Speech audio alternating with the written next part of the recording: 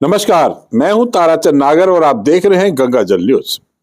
बाप में नगरपालिका को लेकर राजनीति गरमाने लगी है और यह सवाल उठाए जाने लगे हैं कि बाप नगरपालिका रहनी चाहिए या पहले की भांति इसे दोबारा ग्राम पंचायत बना दिया जाए। हालांकि बाप से नगरपालिका का दर्जा छीन लिया जाए, इसका समर्थन किसी सजग नागरिक से मिलना संभव नहीं है। लेकिन फिर भी जब व्यक्तिगत स्वार्थ हावी होने लगे तो ऐसे विवाद राजनीति करने के लिए पैदा किए जाने लगते हैं। बाप में भी ऐसा ही कुछ चल रहा है। हालांकि इसका विचार का विरोध भी जबरदस्त तरीके से हो रहा है। बाप सर्व समाज ने आज बाप में भी एसडीएम को नगरपालिका के समर्थन में ज्ञापन सौंपा और फिर फलोदी पहुंचकर कलेक्टर को ज्ञापन सौंपा।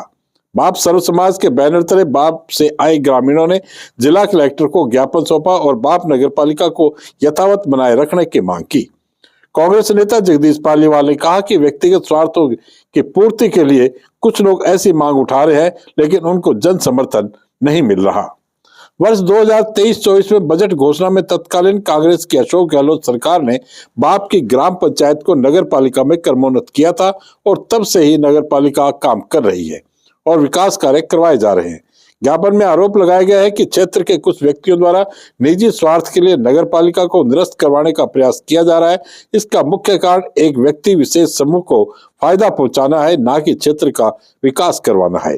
बाप में नगर पालिका क्यों रहनी चाहिए, इसके भी कारण गिनाए गए हैं। ज्ञापन में बाप में नगर पालिका रखने का कारण बताते हुए कहा गया है कि क्षेत्र में सिविल न्यायाधीश एवं न्यायिक magistrate, SDM, tehsil, BCMO, CSC, CI circle, panchayat samiti एवं अन्य विभागों के कार्यालय सफलतापूर्वक कार्य कर रहे हैं। एशिया का सबसे बड़ा सोलर हब भी यहीं पर है। इनके अलावा Swami Vivekananda model school, ITI, railway station, RIICO औद्योगिक क्षेत्र भी स्थित है। बाप नगर पालिका क्षेत्र में बड़े उद्योग, ग्वारगम, ऑयल मिल, इसबगोल, प्रोसेस फैक्ट्री, नमक फैक्ट्री के अलावा सैकड़ों दुकानें कार्यरत है और क्षेत्र में विकास की विपुल संभावनाएं हैं। इस अवसर पर कांग्रेस नेता जगदीश पालीवाल व कुंभ सिंह पातावत, मुरलीधर दर्जी, मोहनलाल भैया, अशोक चांडिक माहेश्वरी समाज अध्यक्ष, त्रिलोक राठी अध्यक्ष व्यापार मंडल, एडवोकेट मदन गोपाल शर्मा, ओम प्रकाश खत्री, पार्षद बाप, रामचंद्र पालीवाल, रेवंत सिंह पालीवाल, भोमराज सुतार, श्याम सुंदर पालीवाल, इस्माइल खान, अमृतलाल जटिया, अमृतलाल छलानी, माणिकलाल पालीवाल, बाप एडवोकेट रवि पालीवाल, मोहनलाल पालीवाल, धूरचंद कोठारी, दामोदर मेहता, लूणकर सेवक, गज्जूलाल कुमावत, राधेश्याम नाइक, कर्णनाथ जोगी, जेठाराम, छगनलाल सुथार, रमेश प्रजापत, आयदन कुमावत, तेजकर राठी, देवीलाल पालीवाल, खेतूलाल पालीवाल, भोमराज पालीवाल आदि बाप क्षेत्र के गणमान्य नागरिक उपस्थित रहे।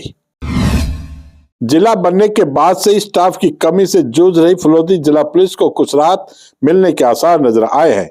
नए साल में जिला पुलिस के पुलिस लाइन बेड़े में 93 का स्टाफ और शामिल होने जा रहा है, जिससे पुलिस प्रशासन को कुछ राहत मिलेगी। बजट घोषणा वर्ष 2024-25 में 5500 नए पदों के सृजन की घोषणा की गई थी, जिसके प्रथम चरण में नवीन जिलों में पुलिस लाइन के लिए पदों के सृजन की प्रशासनिक एवं वित्तीय स्वीकृति सरकार ने जारी कर दी है। अब शीघ्र ही इसके अनुसार नियुक्तियां की जाएंगी।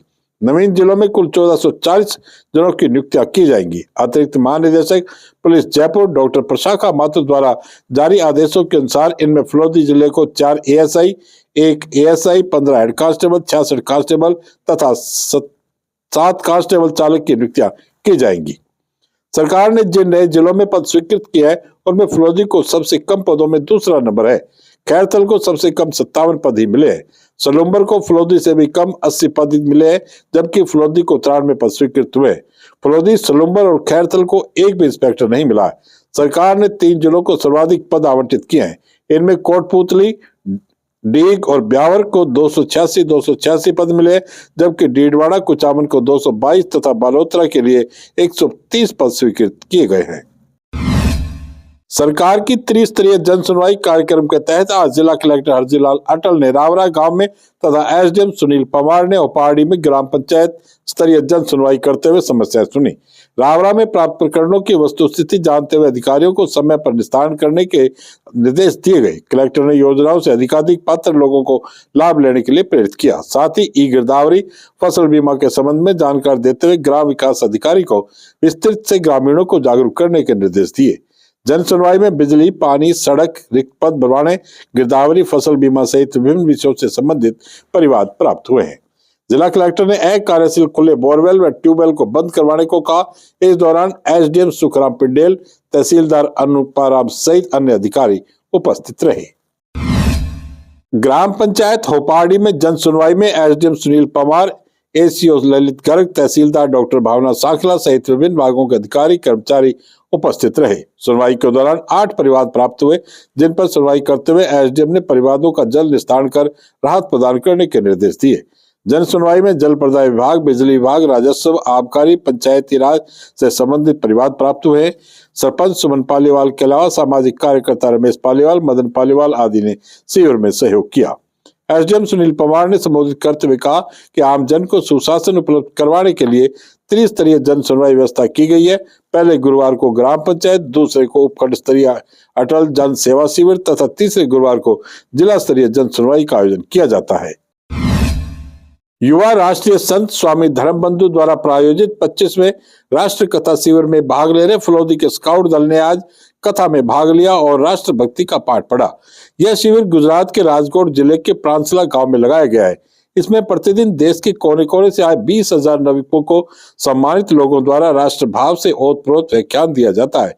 स्काउट दल के प्रभारी स्काउट मास्टर सिद्धांत सिंह राजपुरोहित ने बताया कि फलोदी के स्काउट दल ने आज कथा शिविर में उपस्थित भारतीय वायुसेना, सीमा सुरक्षा बल, आर्मी, नेवी, राष्ट्रीय आपदा प्रबंधन दल, रैपिड एक्शन फोर्स, सीआरपीएफ, भारतीय तट रक्षक दल, डीआरडीओ, इसरो आदि के स्टॉल पर जाकर उनकी कार्यप्रणाली व उनके उपयोगी उपकरणों के बारे में जानकारी ली। भारतीय रक्षा पंक्ति के विभिन्न दलों में होने वाली गतिविधि और उनमें प्रवेश परीक्षा आदि के बारे में भी उपयोगी जानकारी हासिल की। पुलिस थाना मतोड़ा के विभिन्न प्रकरणों में जब्त अवैध शराब का आज निस्तारण किया गया। एसपी श्रीमती पूजा वाला ने बताया कि जिले में मालखाना निस्तारण अभियान वर्ष 2024-25 के दौरान न्यायालय से फैसला शुदा मालखाना आइटमों के निस्तारण की प्रक्रिया चल रही है।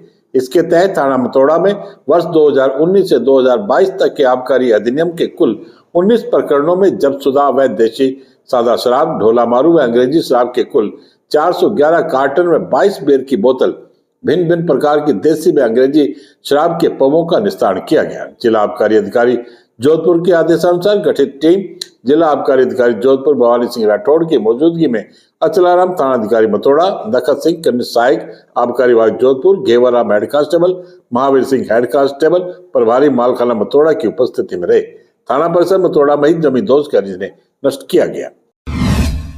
भाजपा नेता एवं भारतीय जनता युवा मोर्चा के पूर्व जिलाध्यक्ष डॉक्टर माधव सिंह देवड़ा प्लेना ने आज एसपी श्रीमती पूजा वाना से उनके कार्यालय में भेंट की और पदोन्नति होने पर गुलदस्ता भेंटकर बधाई एवं शुभकामनाएं दी।